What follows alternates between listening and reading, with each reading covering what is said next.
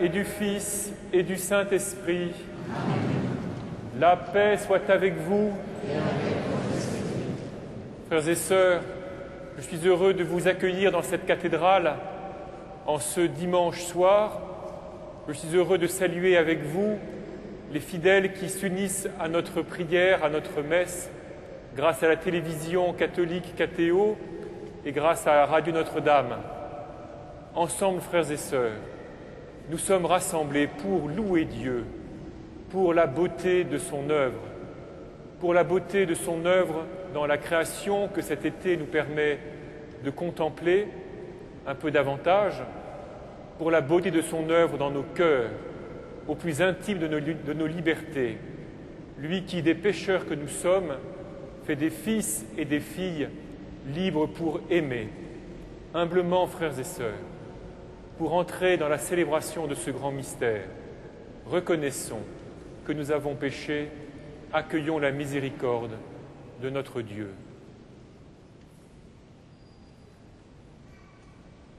Je confesse à Dieu Tout-Puissant, je reconnais devant mes frères que j'ai péché en pensée, en parole, par action et par omission. Oui, j'ai vraiment péché. C'est pourquoi je supplie la Vierge Marie, les anges et tous les saints, et vous aussi mes frères, de prier pour moi le Seigneur notre Dieu. Que Dieu Tout-Puissant nous fasse miséricorde, qu'il nous pardonne nos péchés, nous conduise à la vie éternelle.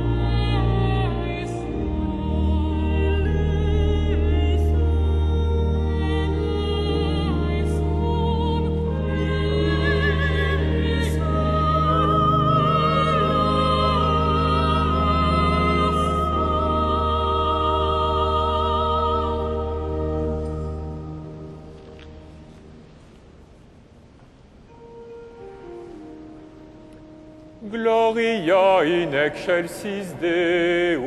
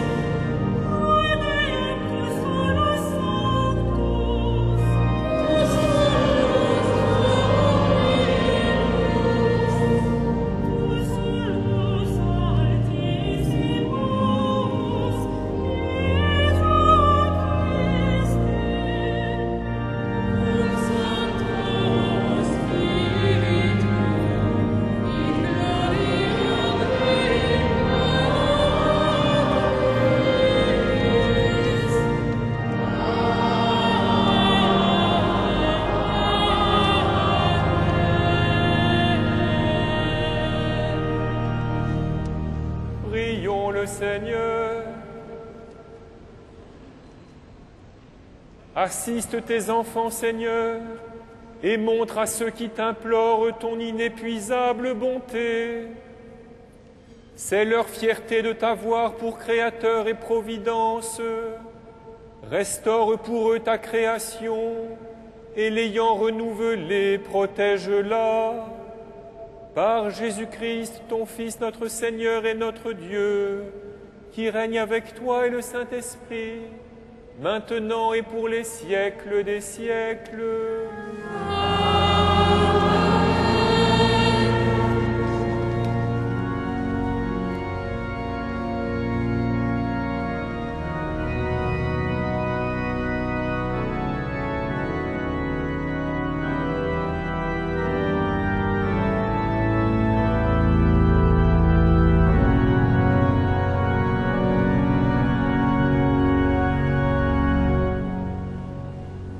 Lecture du livre de l'Exode.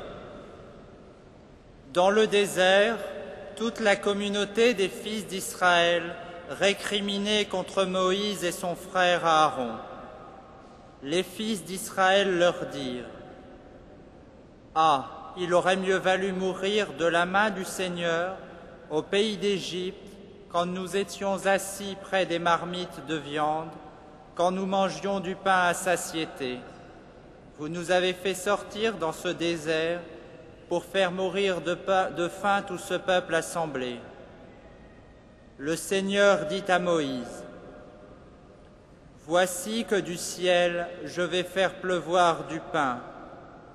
Le peuple sortira pour recueillir chaque jour sa ration quotidienne, et ainsi je vais le mettre à l'épreuve. Je verrai s'il obéit ou non à ma loi. J'ai entendu les récriminations des fils d'Israël.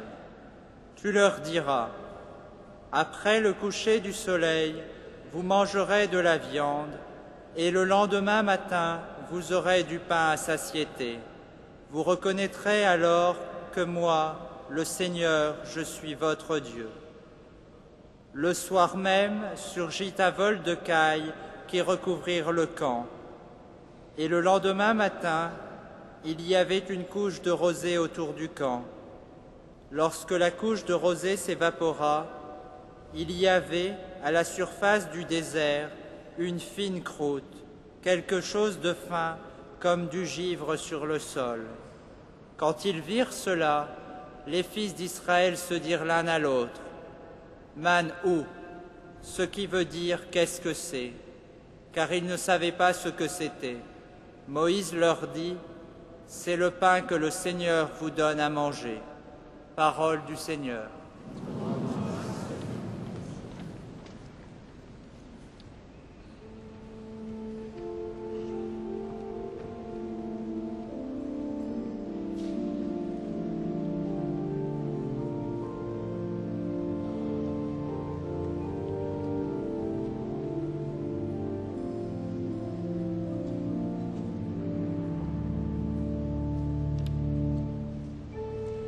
Miséricorde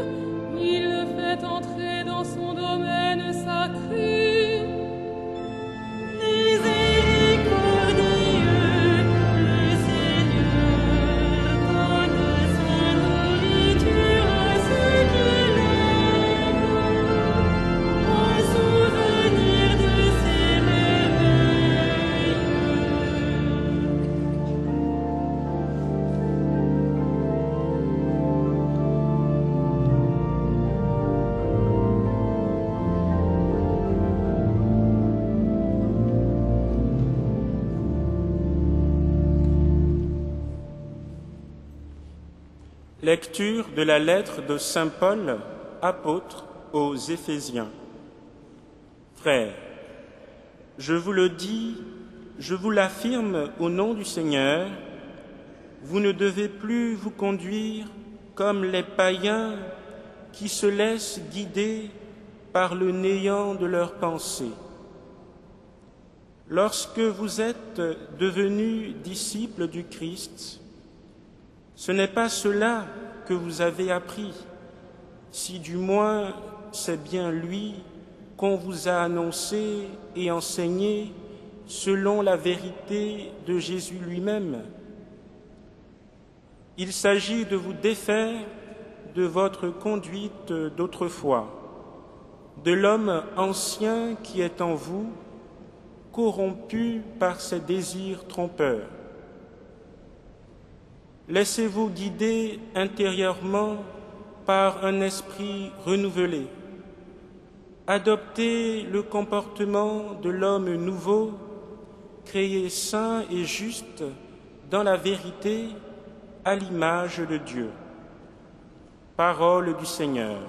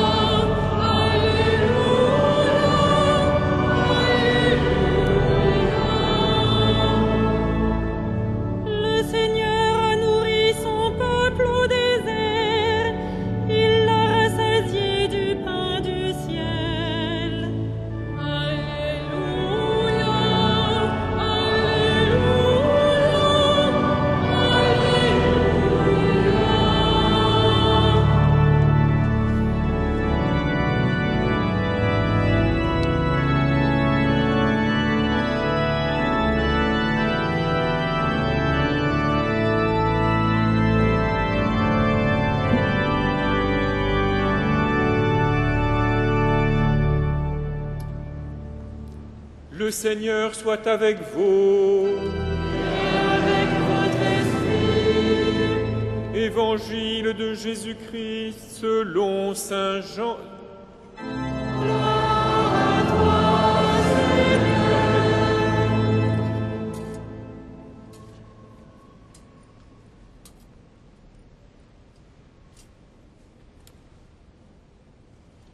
La foule s'était aperçue que Jésus n'était pas au bord du lac, ni les disciples non plus.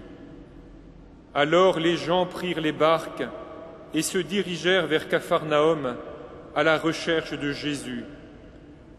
L'ayant trouvé sur l'autre rive, ils lui dirent « Rabbi, quand es-tu arrivé ici ?» Jésus leur répondit « Amen, Amen, je vous le dis, vous me cherchez non parce que vous avez vu des signes, mais parce que vous avez mangé du pain et que vous avez été rassasiés. Ne travaillez pas pour la nourriture qui se perd, mais pour la nourriture qui se garde jusque dans la vie éternelle, celle que vous donnera le Fils de l'homme, lui que Dieu le Père a marqué de son empreinte. » Ils lui dirent alors « Que faut-il faire pour travailler aux œuvres de Dieu ?» Jésus leur répondit « L'œuvre de Dieu, c'est que vous croyiez en celui qui l'a envoyé. » Ils lui dirent alors « Quel signe vas-tu accomplir pour que nous puissions le voir et te croire? Quelle œuvre vas-tu faire?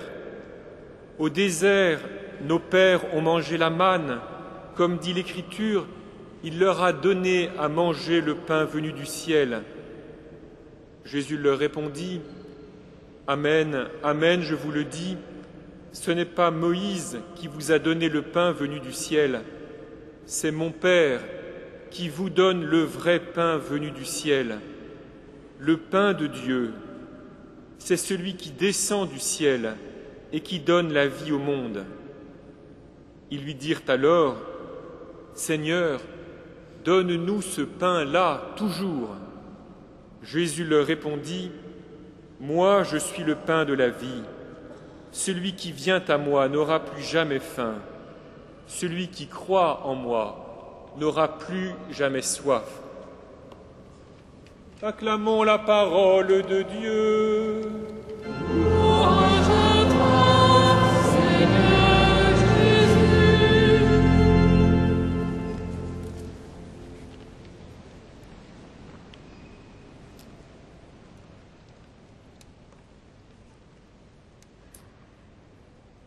Frères et sœurs, pour les 4 dimanches qui viennent, la liturgie nous donne à entendre ce discours que l'on appelle traditionnellement le discours du pain de vie, qui constitue l'essentiel du chapitre 6 de Saint Jean.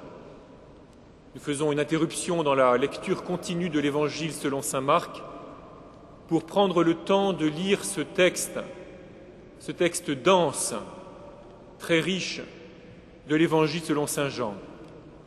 C'est le grand discours que Jésus prononce au lendemain de la multiplication des pains. Il le prononce à Capharnaüm. C'est un drôle de devoir de vacances, pourrait-on dire, que la liturgie nous impose en ce mois d'août, parce que ce chapitre 6 de Saint Jean, s'il est dense et plein de beauté, parfois nous est obscur et difficile à saisir. Il demande un certain travail, un certain effort. Et en même temps, il est peut-être possible de viser le centre de chacun des passages que nous entendrons dimanche après dimanche. Pour aujourd'hui, pour la page que nous avons entendue à l'instant, il me semble que nous pouvons retenir comme centre l'affirmation de Jésus, l'œuvre de Dieu, c'est que vous croyez en celui qui l'a envoyé. L'œuvre de Dieu, le grand travail de Dieu, ce pourquoi Dieu mobilise toute sa force, sa puissance, son énergie, tout son amour. L'œuvre de Dieu, c'est que nous croyons en celui qui l'a envoyé, c'est-à-dire en Jésus, et cela veut dire au minimum que nous fassions confiance à Jésus, que nous mettions notre confiance entière en Jésus. L'œuvre de Dieu, ce n'est pas de nous combler de pain, de cailles ou de poissons, ce n'est pas de nous nourrir jusqu'à satiété de nourriture qui passe et qu'il faut renouveler. L'œuvre de Dieu, c'est de travailler au plus intime de notre cœur, de notre intelligence, de notre volonté, de notre mémoire, au plus intime de notre liberté, pour que, vraiment, enfin, en quelque sorte, nous mettions notre confiance en Jésus, nous l'accueillions, lui, Jésus, comme celui qui nous conduit vers la vie éternelle. Croire en Jésus, mettre notre confiance entière en lui, c'est au moins, frères et sœurs, accueillir sa parole comme une parole de vie, croire que sa parole mérite d'être reçue, accueillie, méditée, que sa parole mérite de devenir le moteur et la mesure et le centre de notre vie. Tel que Saint Jean nous rapporte les choses, les foules ont suivi Jésus parce qu'elles l'ont vu nourrir une foule de 5000 hommes sans aucune difficulté apparente, en distribuant du pain et des poissons de manière quasiment inépuisable, à tel point que les 5000 hommes en ont été rassasiés et qu'il est resté de quoi remplir 12 paniers. C'était l'évangile que nous avons entendu dimanche dernier. Alors bien sûr, qui ne serait tenté de prendre comme roi, comme chef, un homme qui est capable ainsi de nous nourrir, qui est capable ainsi de subvenir à nos besoins les plus essentiels, qui ne serait tenté de prendre comme roi, comme chef, quelqu'un qui est capable ainsi de nous préserver des inquiétudes de cette vie terrestre, de la peur du lendemain et des multiples incertitudes qui compliquent notre existence ici-bas. Seulement, vous l'avez entendu, Jésus est sans concession. À la foule qui le retrouve, il dit « Vous me cherchez, non parce que vous avez vu des signes, mais parce que vous avez mangé du pain et que vous avez été rassasiés. » Or, Jésus n'est pas venu pour donner du pain à la foule, Jésus est venu pour donner un signe avant de donner la réalité de ce signe. Que signifie donc la multiplication des pains? Quel signe Jésus a-t-il donné? Il a distribué lui-même le pain et les poissons à la foule, et cela signifiait non pas que Dieu l'avait envoyé pour pourvoir à l'approvisionnement des hommes en nourriture diverses et variées, mais cela signifiait que Jésus était là pour se donner lui-même à nous, pour se distribuer lui-même à nous comme notre nourriture la plus essentielle. Jésus annonce par le signe de la multiplication des pains qu'il se donne lui-même pour que nous puissions vivre de lui, c'est-à-dire pour que nous puissions être en lui, par lui, avec lui, des fils et des filles de Dieu, vivre notre condition terrestre avec tout ce qu'elle comporte de joie et de peine, d'épreuves et de défis exaltants, vivre notre condition humaine comme des fils et des filles du Père qui se tournent vers leur Père avec force, liberté et reconnaissance. C'est cela que Jésus est venu nourrir en nous et non pas notre corps que nous sommes bien capables de nourrir par nous-mêmes. Frères et sœurs, l'œuvre de Dieu donc, c'est que nous croyons en celui qu'il a envoyé, en Jésus. C'est ce que saint Paul nous dit à sa manière, dans la page de l'Épître aux Éphésiens que nous venons d'entendre, lorsqu'il affirme que nous ne devons plus nous laisser conduire comme les païens qui se laissent guider par le néant de leurs pensées. Et vous l'avez entendu, saint Paul poursuit en disant « Il s'agit de vous défaire de votre conduite d'autrefois, de l'homme ancien qui est en vous, corrompu par ses désirs trompeurs. » Si vraiment nous acceptons que Dieu travaille en nous, si vraiment nous voulons bien coïncider avec l'œuvre de Dieu, qui est donc que nous croyons en celui qui l'a envoyé, alors frères et sœurs, il vaut la peine de nous demander comment nous recevons dans notre vie les paroles de Jésus, comment nous cherchons à les mettre en œuvre dans tous les domaines de notre existence. Le temps des vacances peut être propice pour cela, il peut aussi ne pas l'être, parce que parfois pendant le temps des vacances, nous avons du mal à trouver du temps en fait pour prier, comme nous le faisons dans notre vie ordinaire. Mais il vaut la peine de prendre du temps, frères et sœurs, pour nous demander dans quel domaine de nos vies nous pouvons oser dire « Oui, là, j'essaie de mettre en œuvre les paroles de Jésus » et quels sont les domaines de notre vie dans lesquels nous devons reconnaître que nous ne voulons pas vraiment entendre les paroles de Jésus, que nous fermons nos oreilles et notre cœur parce que nous avons peur de ce vers quoi elle pourrait nous conduire. Puissions-nous donc, frères et sœurs, coïncider toujours davantage avec cette œuvre de Dieu qui travaille en nous pour que nous croyions en celui qui l'a envoyé. Si nous faisons ce travail, alors nous pourrons nous approcher aussi de l'autel et recevoir le pain que donne Jésus, qui est Jésus lui-même, qui vient pour nous transformer et faire des pécheurs que nous sommes, ses frères et ses sœurs bien-aimés, de nouveaux fils et de nouvelles filles pour le Père éternel.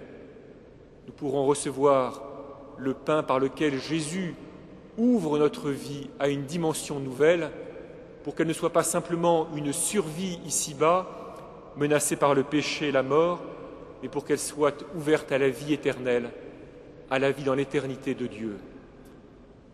Alors il est bien vrai, frères et sœurs, que dans le désert, au moment de l'Exode conduit par Moïse, Dieu avait nourri son peuple de la façon la plus matérielle qui soit, en lui donnant des cailles et puis aussi la manne. Mais cela a été dû aux conditions un peu particulières du désert. Et cela a été dû surtout, nous l'avons entendu dans la lecture qui nous a été faite du livre de l'Exode, cela a été dû surtout au manque de confiance, au manque de foi du peuple de Dieu errant dans le désert et effrayé à l'idée de manquer de nourriture. Nous sommes capables, avec notre intelligence et avec notre cœur, nous sommes capables de travailler pour nous procurer la nourriture du corps. Nous sommes capables d'avoir assez de justice aussi pour nous la procurer les uns aux autres, pour nous aider dans cette recherche. Ce que nous ne pouvons pas nous donner à nous-mêmes, ce que nous ne pouvons même pas acheter, même en nous cotisant tous ensemble, c'est la parole puissante de Jésus. Cette parole qui est capable de nous ouvrir à la vie éternelle, cette parole qui est capable de faire de nous des hommes nouveaux. Alors, frères et sœurs, entendons l'appel de l'apôtre qui relaie la volonté du Père, adopter le comportement de l'homme nouveau, créé saint et juste dans la vérité, à l'image de Dieu. Amen.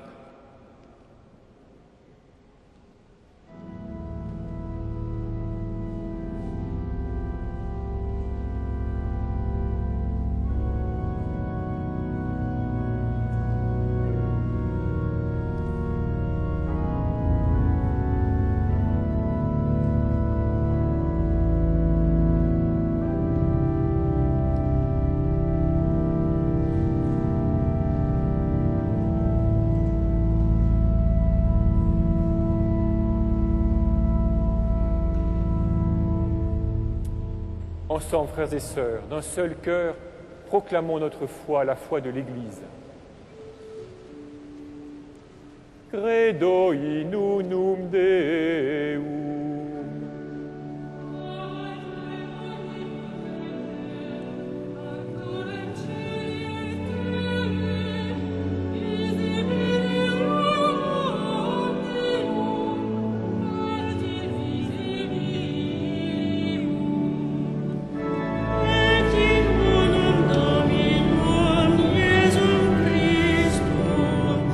Filium Dei unigenitus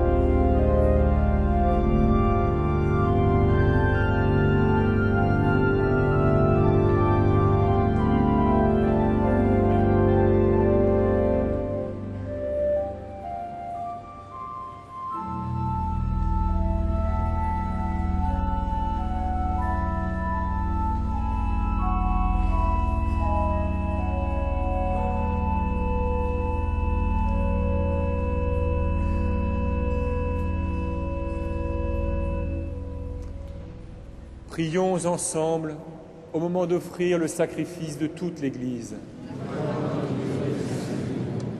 Dans ta bonté, Seigneur, sanctifie ces dons, accepte le sacrifice spirituel de cette Eucharistie et fais de nous-mêmes une éternelle offrande à ta gloire, par Jésus le Christ, notre Seigneur. Le Seigneur soit avec vous. Élevons notre cœur. Rendons grâce au Seigneur notre Dieu. Vraiment, il est juste et bon de te rendre gloire, de t'offrir notre action de grâce toujours et en tout lieu. À toi, Père très saint, Dieu éternel et tout-puissant, par le Christ notre Seigneur. Dans le mystère de sa Pâque, il a fait une œuvre merveilleuse, car nous étions esclaves de la mort et du péché, et nous sommes appelés à partager sa gloire. Nous portons désormais ces noms glorieux, nation sainte, peuple racheté, race choisie, sacerdoce royal. Nous pouvons annoncer au monde les merveilles que tu as accomplies, toi qui nous fais passer des ténèbres à ton admirable lumière. C'est pourquoi, avec les anges et les archanges, avec les puissances d'en haut et tous les esprits bienheureux, nous chantons l'hymne de ta gloire et sans fin nous proclamons.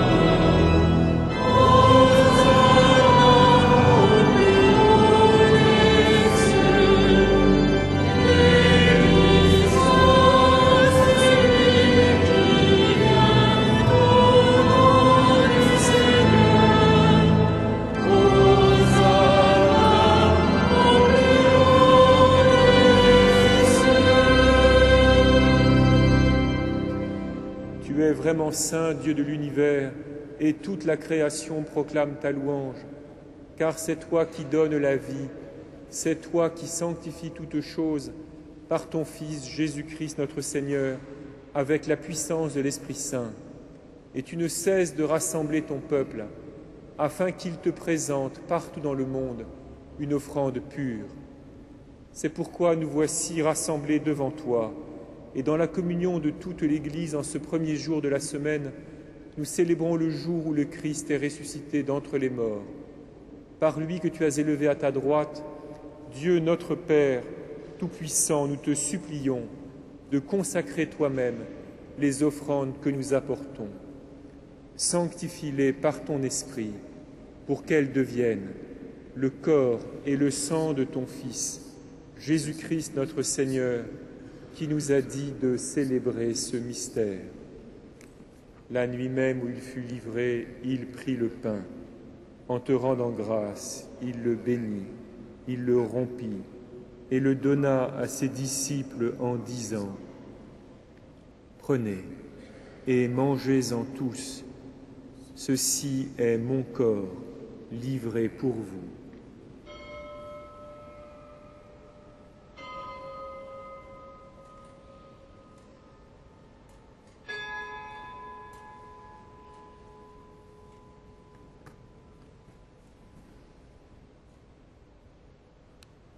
De même, à la fin du repas, il prit la coupe.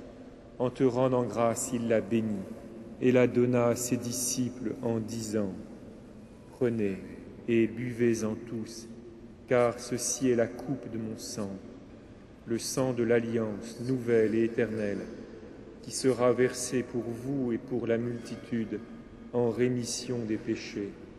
Vous ferez cela en mémoire de moi. »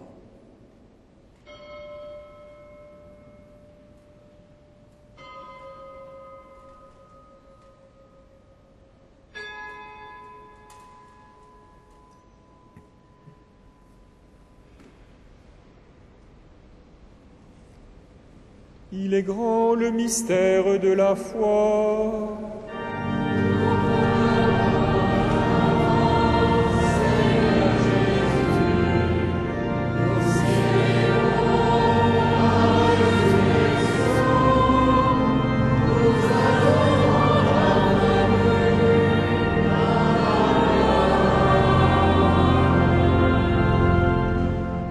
En faisant mémoire de ton Fils, de sa passion qui nous sauve, de sa glorieuse résurrection et de son ascension dans le ciel, alors que nous attendons son dernier avènement, nous présentons cette offrande vivante et sainte pour te rendre grâce.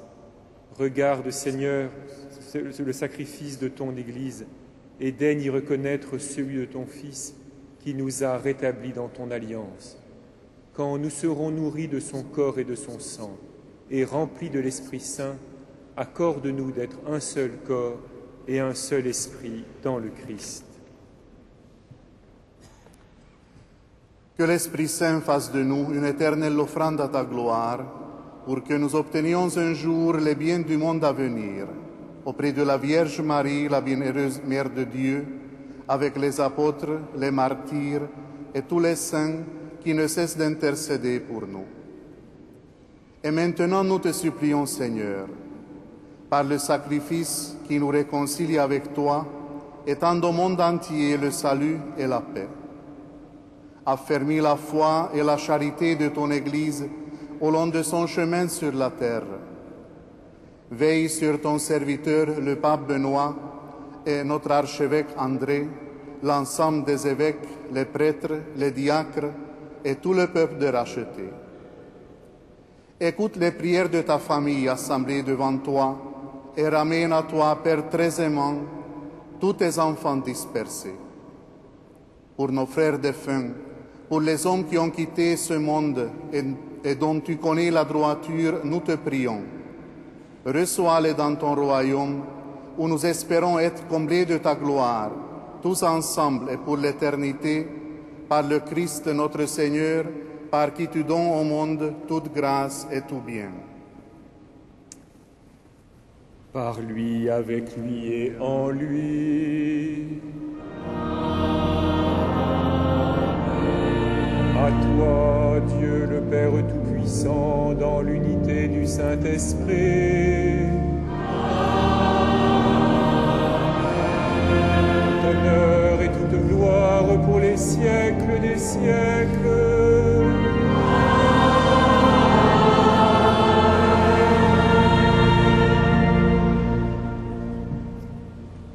Comme nous l'avons appris du Sauveur, et selon son commandement, nous osons dire, Notre Père, qui es aux cieux, que ton nom soit sanctifié, que ton règne vienne, que ta volonté soit faite sur la terre comme au ciel.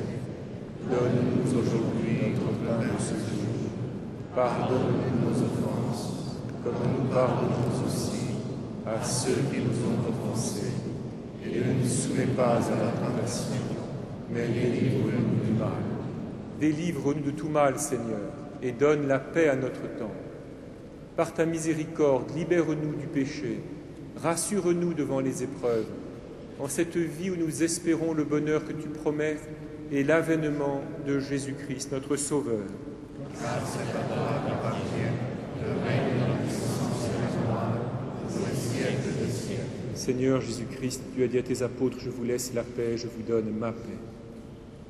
Ne regarde pas nos péchés, mais la foi de ton Église. Pour que ta volonté s'accomplisse, donne-lui toujours cette paix et conduis-la vers l'unité parfaite, toi qui règnes pour les siècles des siècles. Amen. Que la paix du Seigneur soit toujours avec vous. Dans la charité du Christ, frères et sœurs, donnez-vous la paix.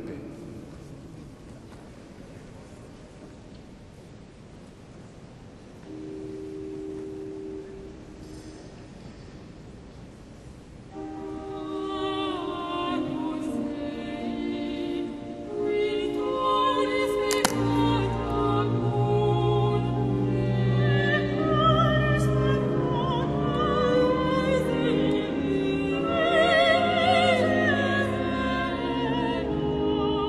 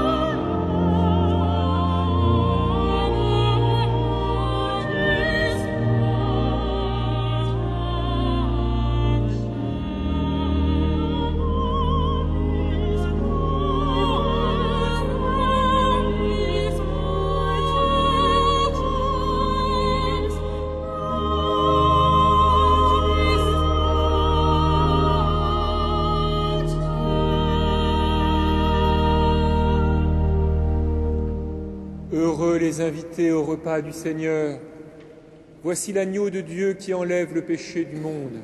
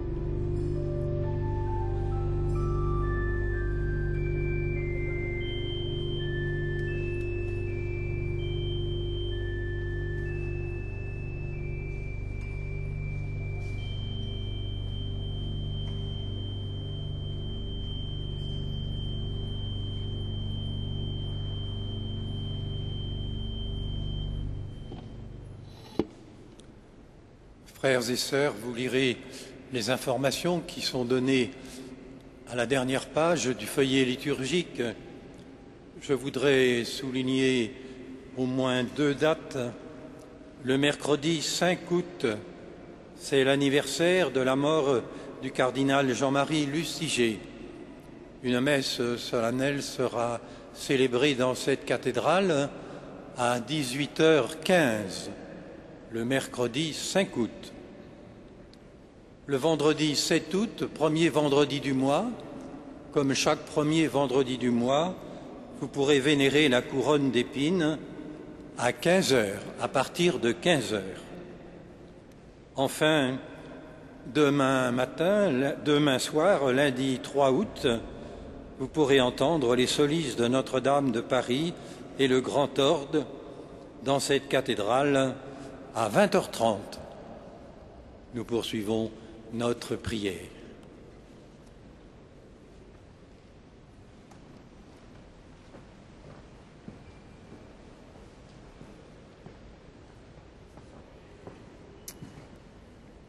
Prions. Seigneur, entoure d'une constante protection ceux que tu as renouvelés par le pain du ciel. Puisque tu ne cesses de les réconforter, rends-les dignes de l'éternel salut par Jésus le Christ, notre Seigneur.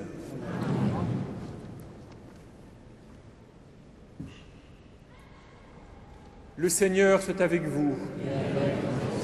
Que Dieu Tout-Puissant vous bénisse, le Père, le Fils et le Saint-Esprit. Allez dans la paix du Christ.